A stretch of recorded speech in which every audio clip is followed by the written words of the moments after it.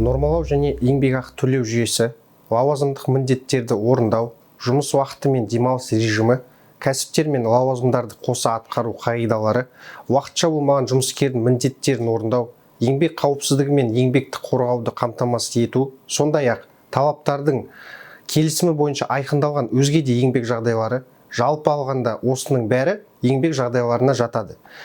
Еңбек жағдайларының өзгеруі кәсіпорында қайта құруға, экономикалық немесе технологиялық процестердің өзгеруіне, еңбекті ұйымдастыруға немесе жұмыс көлемінің қысқаруына байланысты өзгерістер болған жағдайда мүмкін болады. Мұндай өзгерістер еңбек шартына міндетті түрде енгізілуге тиіс. Бұл ретте жұмыскер өз мамандығы немесе біліктілігіне сәйкес келетін мамандығы бойынша жұмысын жалғастырады. Басқа жұмысқа ауыстыруды қоса алғанда еңбек шартына кез келген өзгерістер немесе толықтырулар жұмыс беруші мен жұмыскер арасында қосымша келісім шарт ретінде нысандалады. Егер еңбек немесе ұжымдық шартта өзге мерзімдер көзделсе, жұмыс беруші жұмыскерге еңбек жағдайларының өзгергені 15 күн бұрын хабарлауға міндетті.